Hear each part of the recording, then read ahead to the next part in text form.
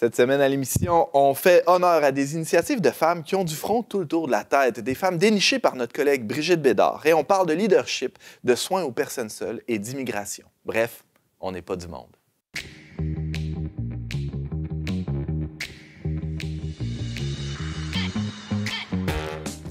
Bonjour à tous et bienvenue à votre magazine Foi et Culture. Ici Antoine Malenfant, votre animateur pour cet épisode consacré à des initiatives féminines formidables, des initiatives dénichées par notre collègue journaliste Brigitte Bédard. Bonjour Brigitte. Salut Antoine. Tu as travaillé fort ces derniers temps. Bon, tu travailles toujours très fort, bien sûr. Mais là, tu as donné un coup quand même. Oui, vraiment. Mais j'ai eu de l'aide de Marie La Liberté qui a été avec moi. Qu'est-ce qu'elle a fait, Marie? Bien, elle a pris les photos de toutes ces personnes-là. Puis vraiment, elle met tout ça vraiment cute. Puis elle m'a aidée aussi pour les entrevues. Puis j'ai été aidée aussi par du monde pour trouver ce que j'appelle mes 12 apôtres. Explique-nous, c'est quoi le projet? Ah, bien, c'est ça. C'est que c'est né, on en a 3 avec nous aujourd'hui. J'aurais aimé ça avoir les 12 avec nous. Mais bon, pris un giga studio. Oui, c'est ça, c'est ça. Mais c'est que l'année passée, au mois de novembre, j'ai été dans un forum qui s'appelle le Forum Émergence, qui est organisé par le réseau Croissance. Et il y avait... On mettra tous les liens sur les réseaux sociaux. Oui, c'est ça. On va tout mettre ça. C'est beaucoup de références, mais c'est pour mettre en situation. Ouais. Et là, il y avait 11 projets qui avaient été présentés à une gang de hommes, femmes d'affaires, un peu comme les dragons, où là, il fallait que tu fasses un pitch de vente de ton projet pour avoir des subventions, mais aussi bourse et aussi du temps. Du mentorat. Du mentorat, c'est ça. Et moi, j'étais là comme journaliste pour Le Verbe, pour trouver des sujets. Mais premièrement, c'était des super bons sujets, les 11, OK? Mais quand je suis sortie de là... Mais là, c'était pas des pitchs pour vendre des chaussettes ou non, c'était des verres d'eau. Tous des projets humanitaires, communautaires, vraiment, qui vraiment me touchaient profondément. C'était vraiment beau, OK? Plus beau les uns que les autres. Ouais.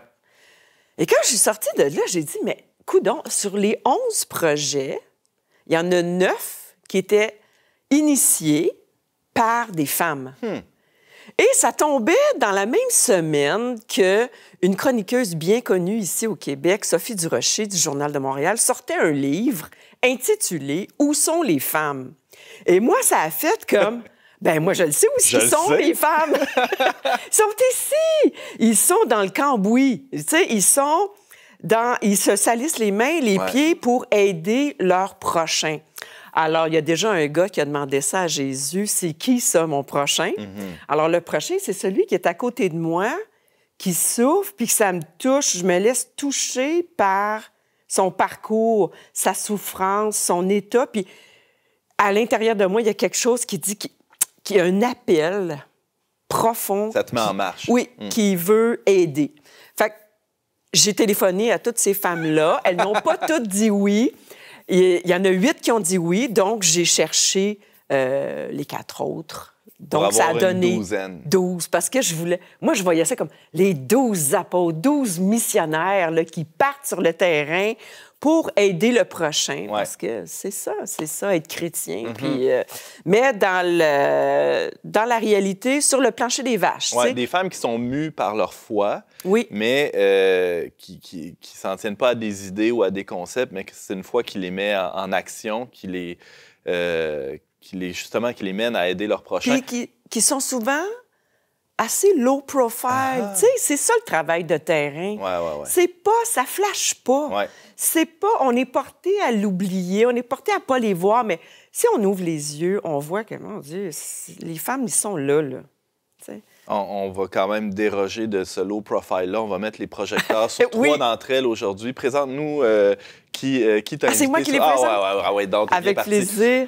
Commençons par Séverine. Bon, Séverine Acus. Bonjour, Séverine. Bonjour. Bienvenue, on n'est pas du monde. Merci. Merci de l'invitation. Séverine Acus, qui est en leadership féminin, qui a fondé Focus, justement, et qui aide les femmes à...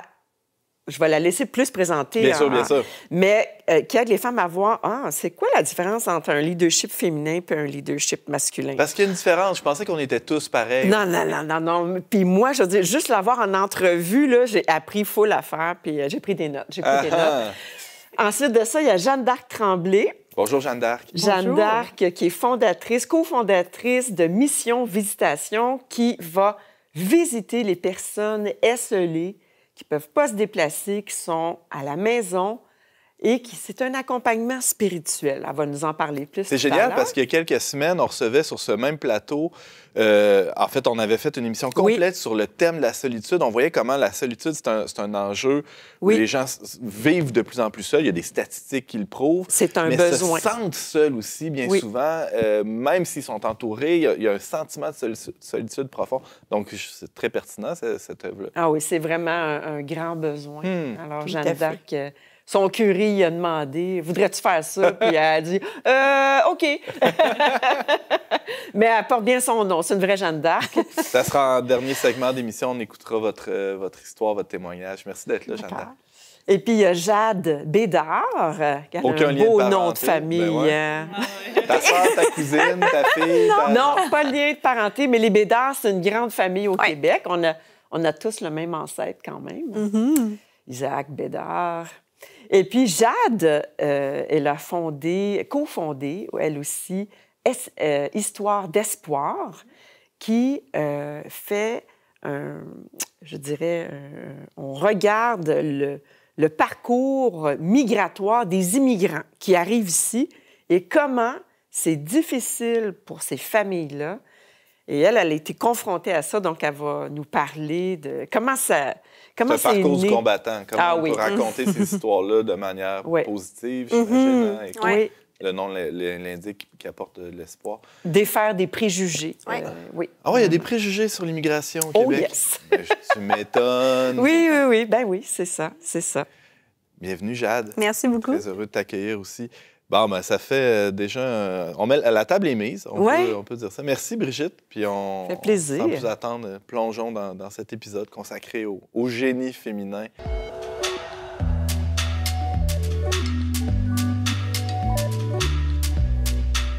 Séverine Acus, bonjour et bienvenue, on n'est pas du monde. Merci encore Séverine, tu as fondé Focus Leadership au féminin il y a déjà 3-4 ans, pendant la pandémie. Il s'en est passé des affaires pendant cette pandémie-là.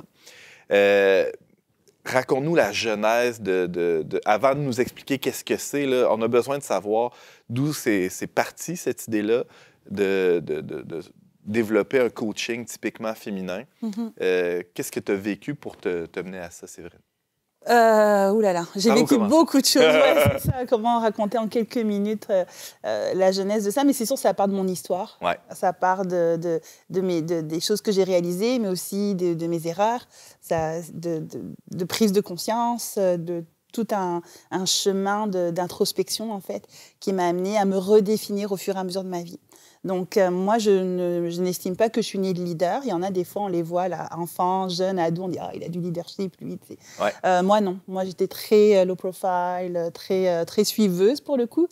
Et puis, j'ai fait mon petit bonhomme de chemin, force tranquille. Mais j'étais en quête de sens. Je me cherchais beaucoup. Je voulais tout faire. Je voulais sauver le monde. Je voulais aider tout le monde. J'ai fait des études d'infirmière. Je me voyais missionnaire. Après, finalement, j'ai immigré ici au Québec pour faire des études en théologie. Puis mes études en théologie m'ont ouvert les yeux sur d'autres choses. Et je me suis dit, ben là, moi, en tant que jeune, quand mon évolution, en fait, en termes de croissance personnelle, comment j'ai appris à me connaître et tout ça, je trouvais qu'il y avait beaucoup de jeunes qui se cherchaient. Donc là, j'ai travaillé dans une école pour aider les jeunes, justement, en quête de sens. Après, finalement, j'ai fait de la musique. Donc, je dis toujours, j'ai eu 10 vies dans une vie. Ça ressemble à ça. Ouais. Mais vraiment, beaucoup de quête de recherche et en quête de sens. Et je me suis découverte au fur et à mesure, en fait. C'est que il y avait des opportunités.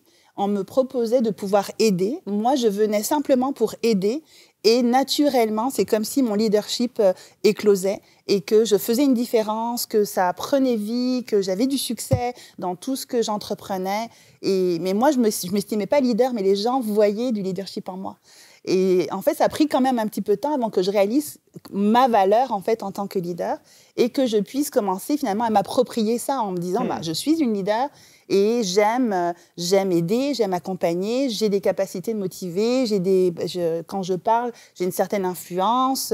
Donc, tranquillement, mon leadership a commencé à grandir. C'est intéressant ce que tu dis, Séverine, parce qu'on a souvent l'impression que de découvrir notre identité, puis qui on est vraiment, puis c'est quoi ma place dans le monde, ça passe beaucoup et presque exclusivement par une introspection, une réflexion sur soi, du temps où on réfléchit là, à qui je suis vraiment. Ça prend ça, bien sûr, mais c'est en se frottant aux autres. C'est les autres qui, bien souvent, nous révèlent qui on est. Oui. Je pense juste à mon épouse qui me montre qui je suis de temps en temps. Mais c'est ça, c'est en se coltaillant, en se frottant aux autres. Comme les parents avec les enfants. Oui, bien sûr. On est là pour leur montrer, ah, tiens, tu as peut-être tel talent, puis on l'aide à le développer. Définitivement. Fait que quelqu'un qui ne sait pas qui il est, en faisant toutes sortes j'écoute ton parcours, en faisant toutes sortes d'expériences, en rencontrant plein de gens que finalement, ah tiens, j'ai peut-être telle aptitude que je ne connaissais pas de moi-même. Continue, excuse-moi, je ne pouvais pas m'empêcher de... Oui, mais c'est vraiment ça, mon histoire. Oui, c'est ça. C'est vraiment de répondre aux initiatives qui m'a permis de me découvrir. Ouais. Je dis souvent, pour ceux qui se cherchent ou qui sont en quête, fais quelque chose. Il y a des opportunités. Ne te défausse pas avant même d'avoir essayé. Dis pas que c'est pas pour toi ou dis pas qu'il y a quelqu'un. Tu sais pas. Donc, fais-le. Puis, ça se peut que finalement, ce soit pas pour toi et que tu décides que finalement, c'est pas ta voie. Mais en même temps, tu sais pas qu'est-ce qu'il y a en arrière de ça. Moi, je suis la résultante de plein de choses que j'ai découvertes en cours de chemin, que je ne savais pas que j'étais capable de faire, que je savais pas que je pouvais faire une différence et qu'au fur et à mesure, en fait, moi, j'ai évolué. Et c'est vraiment ça, mon histoire, en fait. Donc là, j'ai grandi. Donc là, après, on est arrivé dans une autre phase où je suis officiellement une leader. Je sais que je suis une leader. Donc, je prends mon rôle à cœur. Je lis beaucoup sur le sujet pour devenir une bonne leader. Et puis, j'ai un terrain de jeu très impliqué. Donc, j'ai un terrain de jeu dans lequel je peux vraiment me développer. Je suis très appuyée aussi par le leadership au-dessus de moi, qui me reconnaît, qui me valorise, qui me fait confiance. Donc, c'est sûr que moi, je m'épanouis, je m'éclate. Et puis, j'en mange, entre guillemets. Donc, donnez-moi des projets, donnez-moi des projets, donnez-moi des projets. Donc, je suis partout, je dors pas beaucoup. On sent venir, là. Voilà, exactement. À un moment donné, ils t'ont même donné à être leader d'hommes. Oui. Plus âgés que toi. Ah, tu te souviens, je t'avais raconté ça. Ça m'a marqué. Ouais, okay.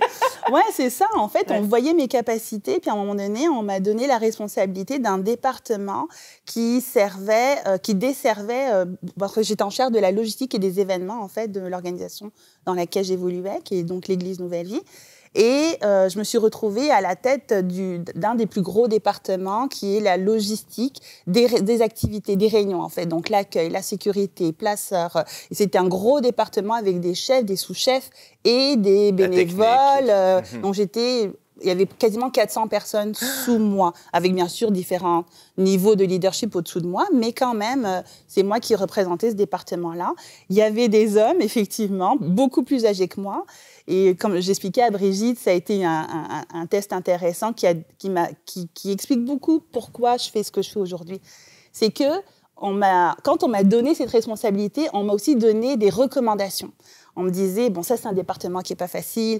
Il y a des hommes, ils sont plus âgés que toi. Toi, tu es une femme. En plus, tu es plus jeune. Donc, il faudrait que tu sois comme ci, il faudrait que tu sois comme ça. Il faudrait que tu...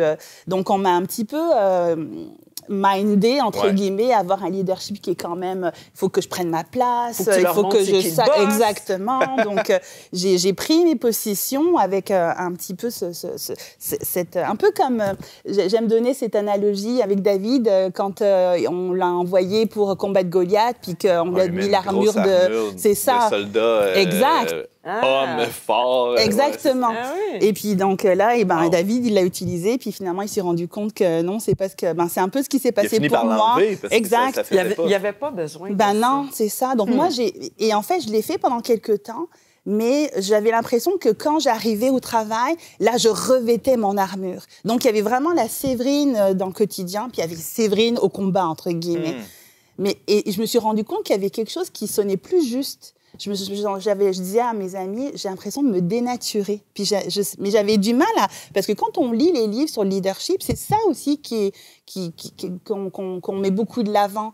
Parce que c'est beaucoup d'hommes, entre autres, aussi, qui écrivent des livres sur le leadership. Donc, ce que je lisais entretenait cette croyance de, si tu veux être un leader fort, entre guillemets, ben, faut que tu sois quand même...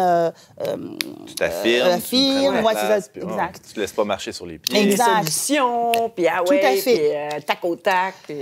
Donc... Qu'est-ce qui a opéré la cassure? Ben, en fait, j'ai décidé d'essayer des choses. Je me suis dit, OK, je ne suis pas super bien. Je vais enlever le pied d'accélérateur, je vais appuyer tranquillement sur le frein, puis je vais essayer des choses. Mais en fait, je l'ai fait de façon intuitive, honnêtement, c'était pas très... Mais j'ai commencé à aller prendre des cafés avec mes leaders. Je me suis dit, je les connais pas, en fait. Je leur donne des consignes, je leur dis ce qu'ils doivent faire, mais je connais pas leur histoire, je connais pas leur vie, je connais pas leurs enfants. Puis ça, c'est moi. Séverine, elle aime connaître les gens, elle aime connaître les histoires. Ça me touche beaucoup ce que tu parlais tantôt. J'aime connaître les histoires. Mais là, je me rendais compte que j'étais tellement dans le leadership que la personne en arrière, finalement, c'était devenu un numéro, entre guillemets. Ouais, puis là, je dis non, ça marche pas. Donc là, j'ai commencé à prendre des cafés, j'ai commencé à me rapprocher de mon monde, à m'intéresser à eux. Comment ils ont réagi? Est-ce qu'ils trouvaient que tu perdais ton temps ou non, ça a été bien accueilli? Moi, ils m'ont rien dit personnellement. Je veux dire, personne m'a reflété. Mais moi, déjà, je me sentais mieux. Mais ce que j'ai remarqué, c'est que je perdais pas en autorité. Au contraire. Au contraire. On m'appréciait davantage. Et je sentais que j'avais plus de game à jouer. En fait, je me rendais compte que je jouais une game, je jouais au leader. Mais Séverine, au milieu de tout ça, elle s'était perdue. Donc, j'ai remis Séverine un peu plus au milieu de son histoire. Je l'ai laissé vivre, je l'ai laissé être elle et avoir un leadership qui lui ressemble finalement. Et c'est ça qui a fait que... donc, là, j'ai découvert comme un autre style de leadership, mais qui fonctionne aussi. Mais j'avais aucune idée que c'était ce qu'on appelle le leadership un peu au féminin, jusqu'à un certain point. Là. C'est comme ça que je l'appelle, même si j'aime pas mettre des catégories puis dire les hommes c'est ça, ça, ça, puis les femmes c'est ça, ça, ça. Oui, parce que des hommes peuvent avoir un style de leadership exact, c'est pour ça. Au féminin. Non, je n'aime pas mettre trop des cases puis catégoriser les choses. Non, exact. Parce que des fois, il faut, en tant que leader, quand même, être un peu plus affirmé, se positionner. Mais je crois que les deux peuvent coexister. Les hommes mériteraient d'apprendre un petit peu plus certaines choses du côté des femmes. Mais les femmes qui nous écoutent, là, qui sont en train de prendre des notes, je suis sûr. Mais les femmes aussi ont besoin d'un peu plus de leadership masculin. C'est comme dans le mariage, hein, tu sais, on apprend de l'autre. Donc, c'est vraiment, vraiment ça. Donc, comment ça résonne? Excuse-moi, je suis curieux d'entendre Jade et Jeanne d'Arc. Comment ça résonne chez vous, ce que vous entendez là? Est-ce que c'est des concepts ou des idées auxquelles vous avez déjà pensé, auxquelles vous avez déjà été confrontés dans votre leadership aussi, chacune de votre côté? Jade, je te vois opiner. Oui. Mais moi, je trouve ça super intéressant que tu racontes que finalement, tu es retourné à qu'est-ce que tu es vraiment. Puis je trouve ça super intéressant quand tu dis le leadership. Moi, j'aime beaucoup le terme leader-serviteur. Est-ce qu'un leader, c'est nécessairement en autorité qui va donner des ordres aux gens, dire quoi faire? Pas nécessairement. Tu es allé à l'écoute des gens, tu es allé au service des gens, finalement, dans le sens que tu veux connaître leur histoire, tu veux connaître leur cœur. Puis je trouve ça super intéressant que tu dises c'est à partir de là que tu as vu que tu continuais à gagner en autorité, mais pas parce que tu semblais plus autoritaire, mais tout simplement parce que tu servais en écoutant. Je trouve que c'est une belle valeur que tu as pris le temps de ne pas oublier, de se rappeler de qui tu es. Jeanne d'Arc, ça vous... Bien, moi aussi, je trouve que Séverine, elle a vraiment un beau parcours, puis son approche, la réflexion qu'elle a fait, c'est génial. Mais j'ai jamais été confrontée à ça, moi. Non? Parce que moi, je suis l'aînée de 12 enfants. Donc, au départ... Autre vécu, c'est ça. Fait que c'était moi la référence de tous les jeunes chez nous. Puis après, j'ai été courtier d'assurance. Donc, c'est vraiment des relations individuelles que tu as avec les gens. Fait qu'effectivement, ça allait de soi que j'allais dans l'intimité. Pas au début, mais quand tu as des clients que tu as pendant 20 ans, 30 ans, tu développes une grande complicité puis beaucoup de connaissances, etc.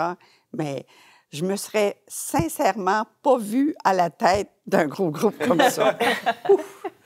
Félicitations. Ça vous aurait pris une coach peut-être en leadership. Donc, tout à fait. Est-ce que c'est de là qu'est née l'idée de justement fonder Focus Leadership au féminin? Ouais. Définitivement. Il y a eu ça.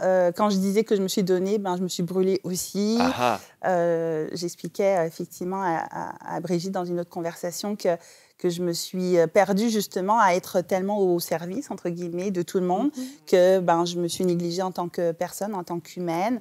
Et donc, j'ai frappé un mur, définitivement. Mais c'est plus que professionnel, c'est vraiment mon identité au complet qui avait besoin d'être réajustée, réaménagée, redéfinie complètement. C'est pour ça que Focus, ça s'appelle « Redéfinissons le leadership au féminin », parce que je me suis rendu compte qu'il a fallu que je déconstruise plein de choses. C'est quoi mon rapport au succès, à la performance, au leadership pour le coup, à la vie, Séverine versus ce qu'elle doit faire, versus qui elle est. À la féminité aussi. À la féminité. Moi, justement, je trouvais que le leadership masculin, je l'aimais beaucoup. Je trouvais que... Je regrettais d'être une femme. Je me disais, si j'étais un homme, je pourrais faire ci, je pourrais faire ça. Mais là, malheureusement, je suis une femme, entre guillemets.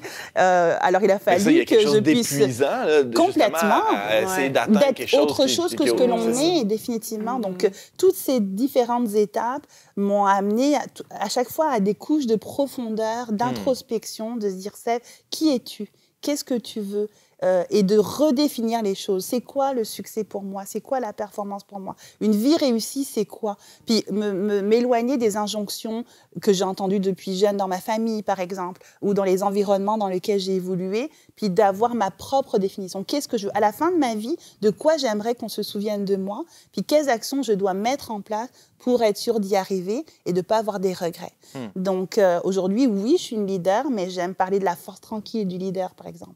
J'aime, tu sais, en janvier, là, je vois que sur les réseaux sociaux, ça bombarde, là, les challenges, comment c'est les objectifs et vision board et tout ça. Moi, en janvier, personne ne m'a vu. C'était un temps de retraite, et je me dis, de quoi j'ai besoin? Puis en janvier, je sentais que je n'étais pas dans un élan, mais j'étais plus dans un moment de ouf. Ouais, non, mollo, pour commencer. Eh ben, je me suis respectée là-dedans.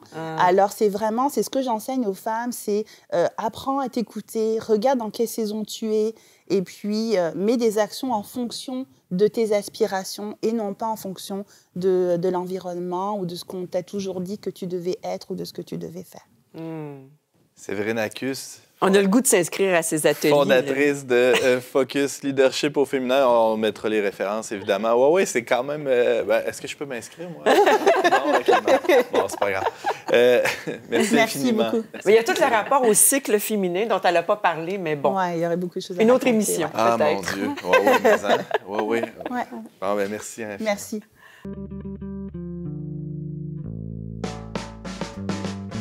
On n'est pas du monde est une émission produite par l'équipe du magazine Le Verbe.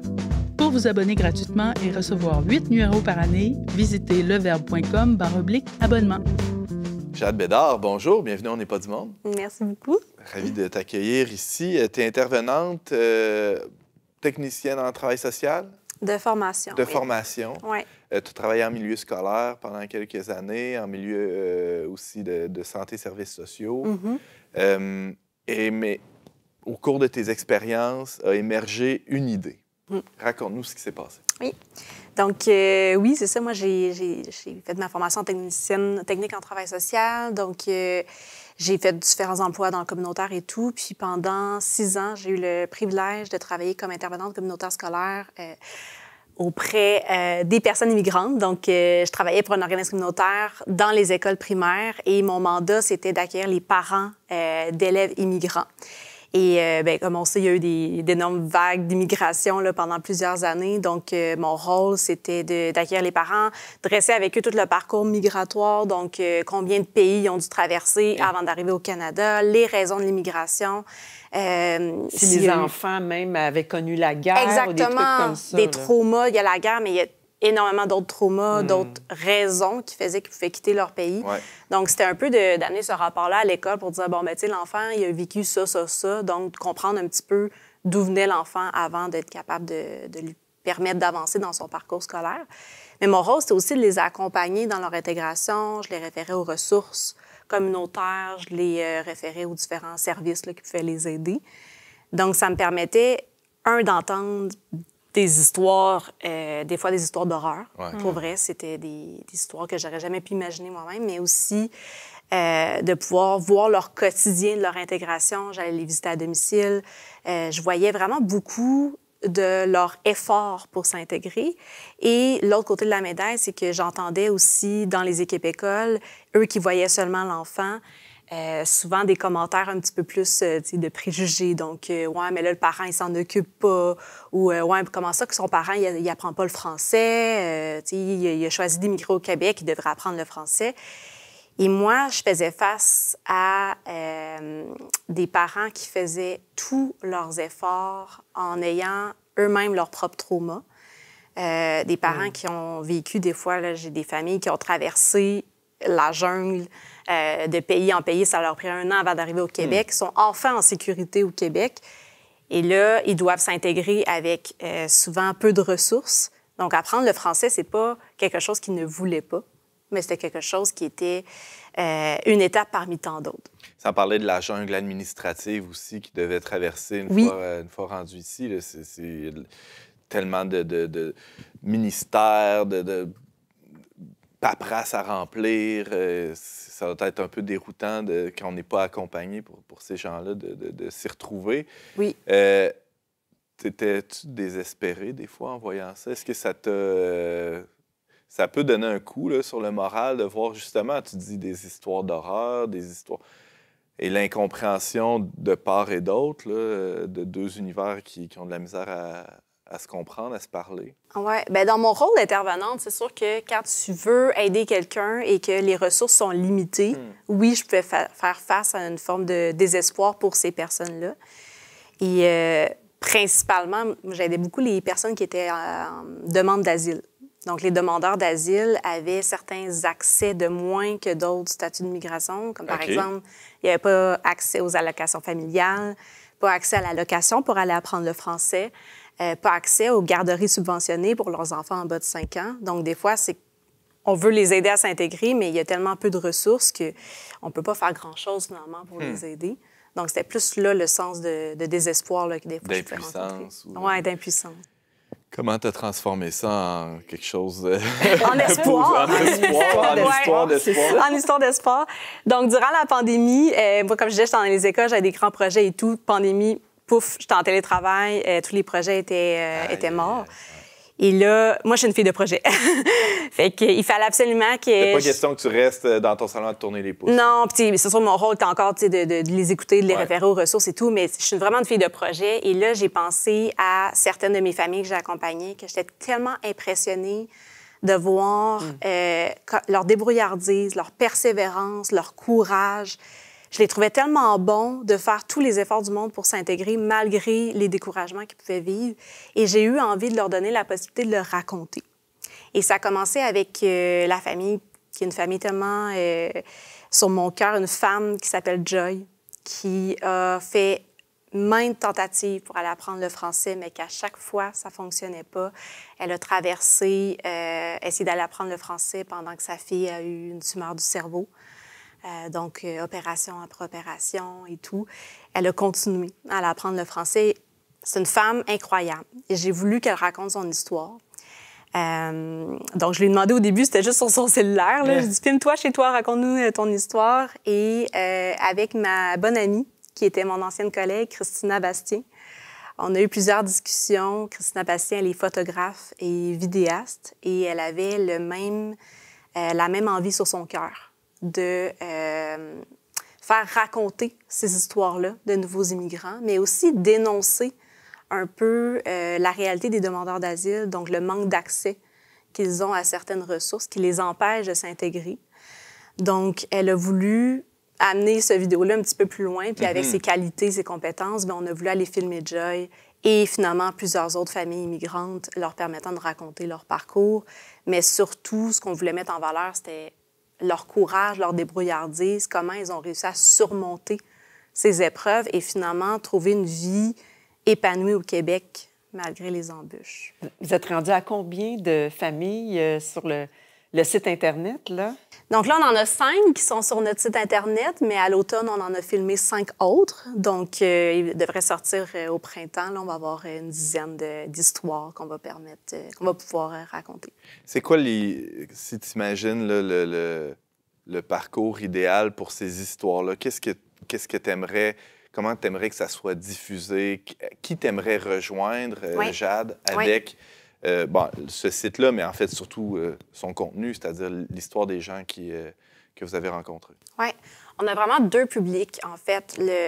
Au début, en fait, mon premier désir, je ne l'ai pas dit, mon premier désir, c'était vraiment de transmettre l'espoir à d'autres personnes immigrantes. Ah! Tu sais, je me suis dit, moi, si je suis dans une situation décourageante et j'écoute quelqu'un qui était dans la même situation que moi... Il y a 3-4 ans, puis que... Exact. Ouais. Genre, ça se fait... Il s'en est sorti, il y a eu telle piste de solution. Donc, moi aussi, il y a de l'espoir pour moi. Donc, j'ai voulu permettre ça. J'ai voulu que d'autres personnes puissent entendre ces parcours-là. Donc, c'est vraiment notre premier public cible, je dirais. Ouais. Et finalement, ce qui est devenu vraiment fort sur le cœur de Christina et moi, ça a été vraiment de sensibiliser la société d'accueil, la société québécoise, permettre aux gens d'entendre le parcours de personnes qu'on n'entend pas souvent. Donc, humaniser le parcours des immigrants. Puis on sait que dans les médias, on en parle beaucoup, les immigrants, mais les immigrants, c'est une personne. Chaque personne a son histoire différente. Oui, puis on considère toujours ça comme en bloc. Exact. Ou en nombre, ou en chiffre. C'est ça, mais il y a tellement d'histoires différentes qui viennent de toutes sortes de pays. C'est ça, mais on n'a pas non plus... Je parle de la société québécoise... Les Québécois ont rarement l'occasion de côtoyer ces familles-là. Oui. Moi, je l'ai vécu il y a quelques années où j'ai commencé vraiment à fréquenter des amis qui étaient des immigrants. Mais j'avais aucune idée à quel point ça pouvait être compliqué. Puis c'était pas des demandeurs d'asile, c'était des immigrants. Là. Donc, c'est un petit peu plus facile. Entre guillemets. Entre guillemets. Mais je pense que j'ai déjà dit ici, c'est que juste faire garder les enfants, t'es fait garder par qui? T'as pas de famille, tu connais personne. Tu fais quoi, là? J'ai un ami qui disait que la société québécoise, c'est une belle image, je trouve, qui est très bonne pour ouvrir les bras, pour accueillir, mais qui a de la misère à aller jusqu'au bout du geste, puis embrasser, compléter l'embrassade jusqu'au bout, puis elle dit, regarde, bienvenue, bon, c'est sûr qu'il y a des enjeux, puis il y a disons, une capacité d'accueil à chaque société, mais là, on est dans des chiffres, dans du macro, mais quand on regarde justement chaque histoire, ça change complètement la perspective, puis c'est ça qu'Histoire d'espoir peut faire. J'aimerais ça t'entendre, Séverine, toi, t'es pas née au Québec. Comment tu as vécu ce parcours-là? Non, moi, je m'estime chanceuse, entre guillemets, parce que j'ai eu une immigration qui s'est quand même bien passée. Avec des démarches administratives quand même assez faciles. Cependant, par exemple, je suis française, mais je connais des Français pour qui ce n'est pas si évident que ça. Alors, j'imagine pour des gens, j'en parlais avec des amis cette semaine, justement, de gens qui ont vraiment tout quitté. Moi, je ne peux pas dire que j'ai tout quitté. Je n'ai pas quitté parce que j'étais en danger, je n'ai pas quitté parce que je n'étais pas bien chez moi, j'ai quitté parce que je voulais autre chose, mais ce n'est pas tout à fait la même raison d'immigration. Ouais. Mais pour ceux qui quittent famille, travail, situation, pour tout redémarrer à zéro, avec des diplômes qui ne sont pas toujours reconnus, avec des logements et tout, c'est compliqué. C'est compliqué de redémarrer à zéro. J'ai beaucoup d'admiration. La langue aussi, pour certains. La barrière de la langue. Moi, je suis française et malgré... Le français québécois. Oui, exactement, c'est ça. La température. Oui, je t'en parlais toi, t'es martiniquaise. 23 hivers, là. 23 hivers. J'arrive en janvier, moi, en plus. Donc, vraiment... Non, mais ça, c'est quelque chose. Une famille qui arrive de Colombie ou du Congo et qui doit se trouver des bottes. C'est compliqué pour nous qui vivons ici depuis... Moi, je vis ici depuis 40 ans. Trouver des bottes d'hiver pour chacun de mes enfants, c'est un casse-tête. Alors, je peux pas imaginer ce que ça peut être pour quelqu'un qui découvre ça pour la première fois. Puis je le sais que l'hiver s'en vient puis que ça va prendre des bottes pour le petit de 5 ans qui a encore grandi des pieds. Mais je le sais que ça s'en vient, mais pour quelqu'un qui le découvre, ça doit être quand même confrontant. Ben, ça et tant d'autres choses, évidemment. Il y en a qui arrivent vraiment avec rien. Oui. Puis tu sais aussi, c'est que je pense qu'on se dit souvent « Ah, mais ils ont choisi de venir ici », mais il y en a beaucoup qui n'ont pas choisi. Ils n'ont juste pas le choix. Ils arrivent ici, déjà, ils sont dans un deuil de leur pays d'origine, de leur carrière. Il y en a qui avaient des carrières hautes placées, etc. Et ils arrivent ici, non seulement ils doivent faire le deuil, ils doivent se réadapter à un pays qu'ils n'ont pas choisi, mais une fois qu'ils sont ici, ils finissent par le choisir et ils sont tellement apportés à notre pays, ils veulent pouvoir donner aussi, mais il faut leur donner le temps. Tu es une femme qui a la foi. Comment ta foi t'aide dans cette démarche-là? Est-ce que... Ouais, je suis allé te poser une autre question, je vais la garder en sous-question. Mais moi, oui, j'ai la foi, ma foi en Jésus. Je pense qu'il y a une valeur dans ma foi qui a toujours été vraiment importante, c'est de comprendre avant de juger. Je pense que c'est ce que Jésus fait, dans le sens que Dieu voit dans nos cœurs, il voit nos motifs, il voit pas seulement nos erreurs et tout, il voit le beau en nous. Puis moi, ça a été quelque chose en grandissant qui a toujours été important d'écouter, de comprendre, de chercher à comprendre la réalité, l'univers de l'autre, avant de porter un jugement. Puis ça, je pense que ça vient de ma foi, ça vient aussi de mes parents. Mes parents qui m'ont beaucoup transmis ça, qui sont beaucoup à l'écoute, qui sont très sensibles, mais je pense que c'est beaucoup ce que Jésus ferait, c'est beaucoup l'accueil aussi, l'accueil de l'étranger, l'accueil de l'immigrant, mais accueillir avec un cœur sensible, accueillir avec un cœur qui cherche à connaître, qui cherche à comprendre. C'est pour ça, ce que tu me disais tantôt, ça m'interpellait beaucoup. Chercher à connaître l'univers de l'autre. Ouais. Est-ce que tu vois un rôle des églises, là, peu importe la dénomination, dans l'accueil? Est-ce que tu vois que les familles immigrantes qui sont soutenues par ce genre de réseau-là, comment ça les soutient, justement? Comment ça les aide dans l'intégration? Est-ce que tu as remarqué des trucs dans ce sens-là? Je pense que les églises font beaucoup à ce niveau-là. Moi, je me souviens quand j'accompagnais les personnes immigrantes, souvent, c'est des personnes qui fréquentaient aussi une église, qui me disaient souvent que les églises leur avaient fourni vêtements, meubles, accueillir chez eux, le temps de trouver un logement. Je pense que les églises, c'est des communautés qui, justement, ont cet accueil-là. Je pense qu'on peut aller plus loin dans le sens qu'on peut accueillir sans comprendre. Je pense que c'est beaucoup ça qu'Histoire d'espoir, on veut aller mettre de l'avant. Je pense que même en tant qu'Église, on peut chercher à accueillir, mais à vraiment... On peut accueillir, puis peut-être pas accueillir comme la personne a besoin. On peut accueillir, mais si on cherche à comprendre, on va accueillir peut-être différemment. Ouais. Donc, je pense que c'est ce que les églises peuvent avancer aussi dans ce cheminement-là. Alors, on invite tout le monde à aller voir le site d'Histoire au pluriel d'Espoir. C'est vraiment... Les photos sont magnifiques, évidemment. Christina Bastien qui fait un travail remarquable. Et les histoires sont bien racontées. Très beau travail. Jade Bédard, Histoire d'Espoir. On mettra les liens sur nos réseaux sociaux. Merci beaucoup. Merci.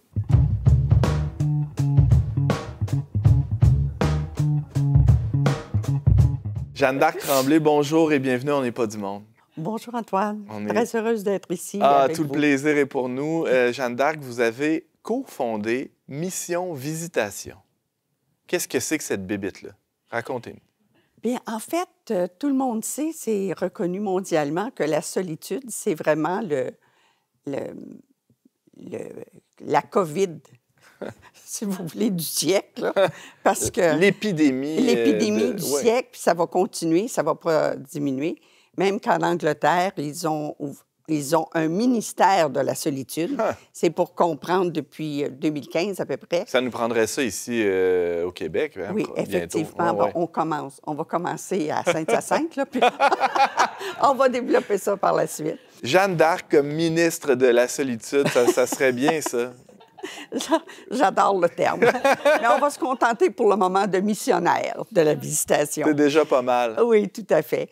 Alors, moi, j'ai toujours eu beaucoup de soucis pour les autres, pour l'écoute, etc., mais jamais j'aurais pensé qu'un jour, je serais appelée à faire ce genre de travail-là. Je vous écoutais, vous avez tous des parcours de foi intenses, je dirais, et en profondeur, mais moi, c'est venu vraiment sur le tard et par accident, je vous dirais. Une ouvrière de la 11e heure. Oui, exactement. Et vraiment, c'est arrivé sur une invitation. Moi, je suis courtier d'assurance.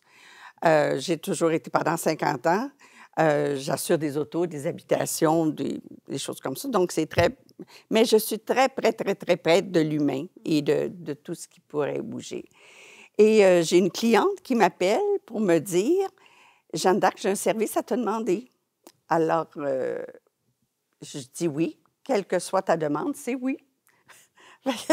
Elle me dit, « Mais tu sais même pas ce que je vais te demander. » Mais je dis, « Écoute, je suis sûre que c'est quelque chose de sensé. » Comme j'étais courtier d'assurance, je pensais qu'elle voulait me demander une commandite.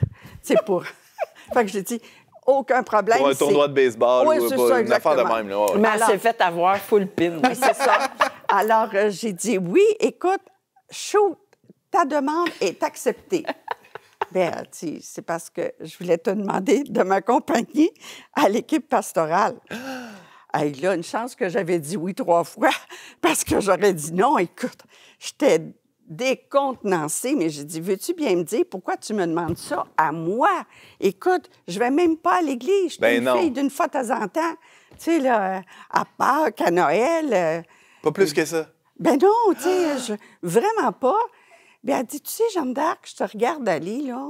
Je suis ta cliente depuis des années. Toute femme, toute personne qui aime le monde et qui aime communiquer a sa place en Église. Ah ben écoute, j'ai dit, écoute, je vais essayer ça pendant 1 an. Tu sais, je vais aller voir.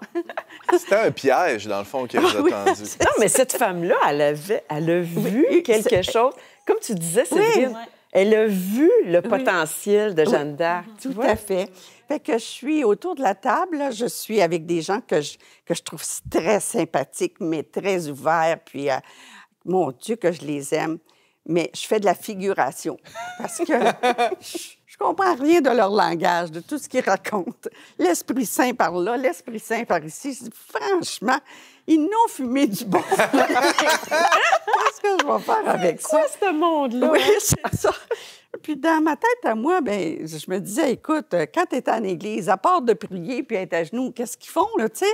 Quand tu connais pas, quand tu sais pas de quoi tu parles.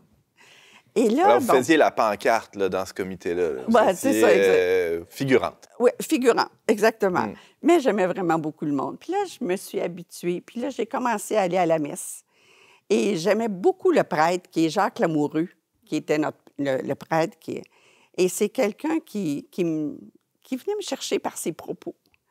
Puis, entre autres, à un moment donné, il avait dit, dans la prière de fin, « Seigneur, je suis disponible. Oublie pas, Seigneur, que je suis disponible. » Et je me suis dit à moi-même, moi aussi, c'est ça que je vais dire, « Seigneur, je suis disponible. » Et j'ai commencé on m'a invité à faire toutes sortes de projets. J'embarquais, puis là, j'étais bien, puis ça avançait bien. Vous êtes en train de dire que Dieu a entendu cette prière-là? Oui, tout à fait. C'est dangereux à faire comme prière, oui, quand même. Oui, tout à fait. Tout à fait. On ne sait pas ce qui nous attend. C'était risqué, là. Exactement. Et de fil en aiguille, bien, on m'a proposé de plus en plus de projets. On m'a demandé d'être animatrice de communauté, ce que j'ai accepté. Et mon ADN, là, c'est toujours de dire oui. Puis c'est vrai. Moi, quand quelqu'un me propose quelque chose, si je dis non, c'est parce que je suis en train de faire quelque chose d'autre. Je dis toujours oui, pas parce que je ne suis pas capable de dire non, mais parce que tout m'intéresse. Tu sais, c'est un peu farfelu comme... Une passionnée. Oui, c'est ça, exactement. Alors, il y a 1 an et demi, on a changé de curé et c'est Guy Pelletier qui arrive à la tête de tout le Grand Sainte-Hyacinthe au niveau des églises. Et Guy me dit, « Écoute-moi, Jeanne d'Arc, là, je te regarde aller, puis moi, je te connais pas, mais j'aurais un souci important que j'aimerais qu'on développe. Qu'est-ce qu'on pourrait faire pour aider les gens qui sont seuls? » OK, go, on est parti. J'ai dit, dans 1 mois, je vais te donner un petit topo de où je m'en vais là-dedans. Ouais. Une vraie Jeanne d'Arc. C'est vrai, spontanément, c'était oui. Je n'ai même pas questionné, je n'ai même pas regardé qu'est-ce que je vais faire avec ça. Ah, il y a un problème, on va regarder ça. Et bon, ça s'est enchaîné. J'ai eu des bonnes ressources, j'ai posé des questions, etc. Et j'ai découvert qu'à Montréal, ils avaient le SASMAD, qui est le service de soutien spirituel aux personnes malades à domicile. Alors, je les ai contactés, j'ai regardé comment ils faisaient ça. J'avais aucune aptitude, là, vraiment. Là. Moi, je ne travaillais pas dans le milieu social du tout. J'étais quelqu'un qui travaille en pastoral, mais qui a une bonne écoute quand même, là, mais c'est particulier, ce créneau-là. Ouais. Alors, je les ai rencontrés, Guy les a rencontrés, notre curé. J'ai dit, je vais faire la formation parce que c'est tellement pointu comme approche, je dirais, parce que ce qu'on fait, c'est de l'accompagnement spirituel. C'est-à-dire que au-delà de toute croyance, tous les gens sont bienvenus et on est à l'écoute. Et même, on est plus qu'à l'écoute, je dirais, parce que si la personne qu'on accompagne est musulmane, par exemple, et qu'elle nous demande de rencontrer un imam, on va faire l'effort de chercher quelqu'un pour qu'elle puisse la rencontrer. Fait qu'on on oublie la religion, là. On est vraiment attentif aux besoins de la personne qu'on accompagne. Alors, vous sentiez que vous deviez vous former, pas arriver là à l'improviste, là, dans cette nouvelle mission-là, mais avoir une formation solide que vous avez obtenue auprès du SASMAD, Oui. qui est comme une branche du diocèse de Montréal, si Oui, je comprends bien. tout à fait. Puis eux autres, ils le font quand même depuis 35 ans. Alors, ils ont une expertise. Ils ont de l'expertise. Ben On oui. ne va pas réinventer la roue. Oui, tout c'est à une fait. quinzaine d'heures. Hein? Oui, tout à fait. Ouais. La formation que j'ai eue au départ, c'était 15 heures, pardon. Et puis, j'ai été tellement touchée par l'ensemble de la formation, de la façon qu'ils le faisaient. Ça a-tu changé quelque chose dans votre façon de voir? Oh, Aviez-vous oui. des idées préconçues qui ont été bousculées là-dedans? Non, pas dans les idées préconçues. Mais ça m'a... Non, j'avais pas ce Qu'est-ce que genre ça a de- changé, alors? C'est toute l'approche. C'est toute l'approche. Parce que quand tu rencontres quelqu'un, cette personne-là, tu la connais pas. Et elle peut avoir plein de difficultés. Puis ton approche, ou en tout cas ton accompagnement, ou ta façon d'entrer en relation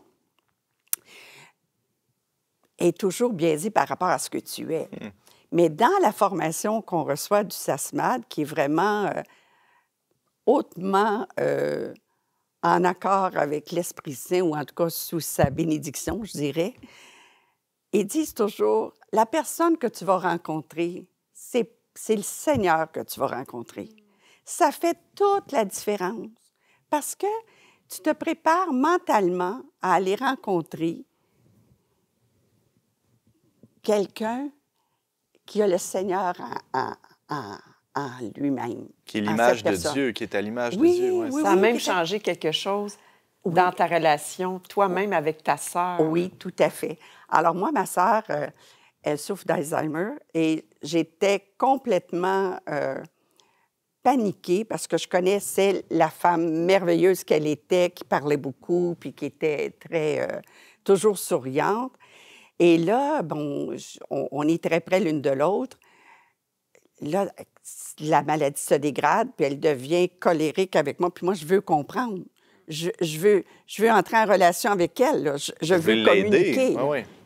C'est les colères qu'elle me fait, puis tout ça. Puis par la suite, bien là, je commence à dire, quand elle me demande, tu comprends? Je fais signe que oui, mais c'est quand les gens avancent dans la maladie, là, il n'y a presque pas audible, là, c'est du bavardage. Puis là, je dis oui, puis j'arrive chez nous, puis je suis toujours frustrée contre moi-même, puis gênée. Tu es hypocrite. Tu fais semblant de comprendre, puis tu comprends rien.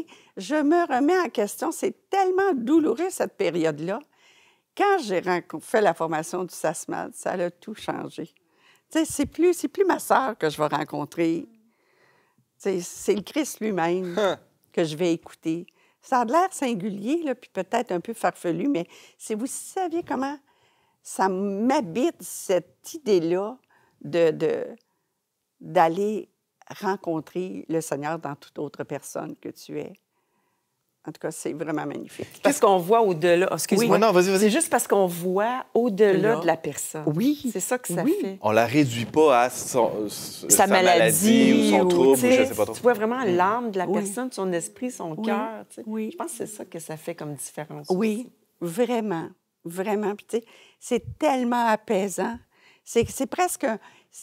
Alors qu'avant, je me forçais, je vous le dis, là, je suis gênée de le dire, c'était ma sœur que j'aime et j'étais... Mais c'était une corvée d'aller la voir. C'était une corvée. Mais là, c'est quasiment le bonheur. Écoute, moi, d'entendre ça, premièrement, quand elle a raconté ça, mais elle a raconté aussi autre chose dans l'entrevue, Marie, la Liberté qui m'accompagnait, les deux, on braillait, OK?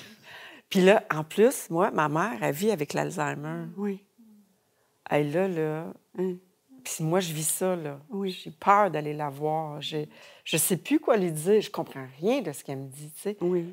Mais là, ça me dit, OK, Brigitte, je pense que tu vas aller faire une petite formation, ça se marche.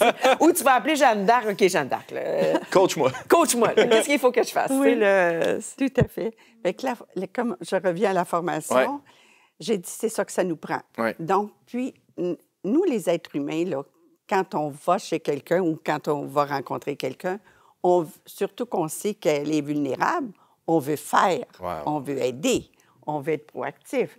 Alors que régler tous ses problèmes. Oui, c'est ça, exactement.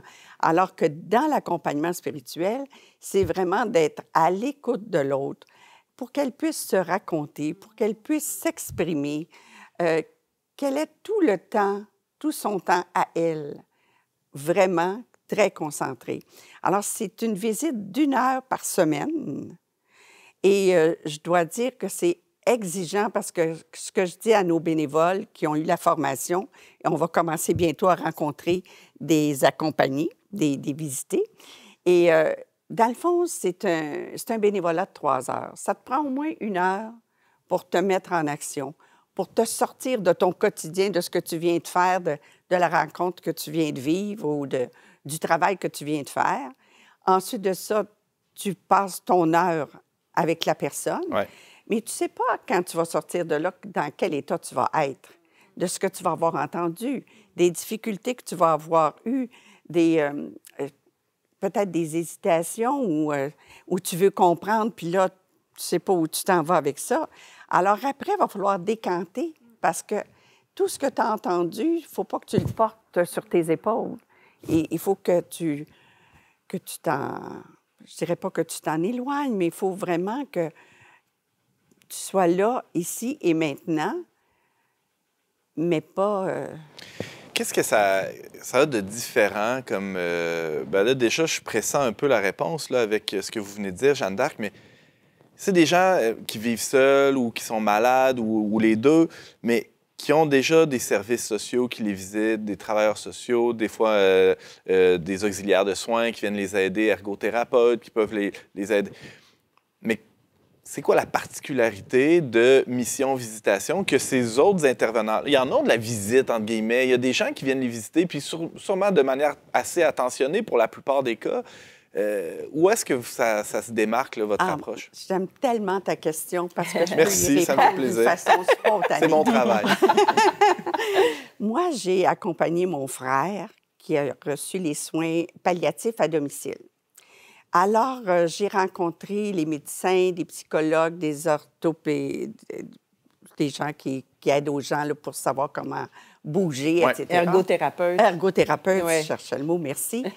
Et tous ces gens-là sont très, très, très attentionnés, très attentifs. Il n'y en a pas un là, sur 6 mois que je peux dire qui a manqué de tact ou de patience.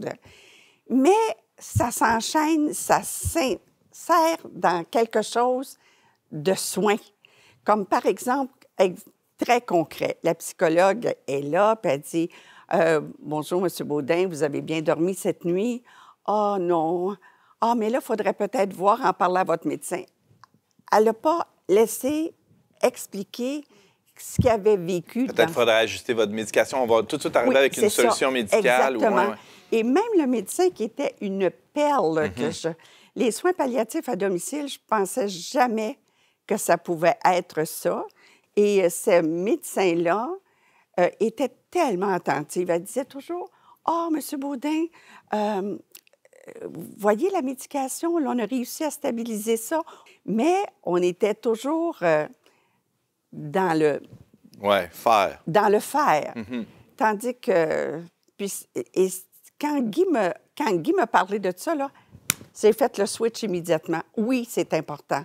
Oui, c'est important. Parce que quand on écoute la personne, elle peut nous dire « Ouais, j'ai mal dormi, mais parce que j'ai telle préoccupation. Oui. » va commencer à raconter un peu la cause ou la source de son Donc, c'est ça la spécificité de Mission Visitation, c'est d'aller là où les autres ne vont pas. Oui, tout à fait. Et c'est ce que j'ai regardé avant.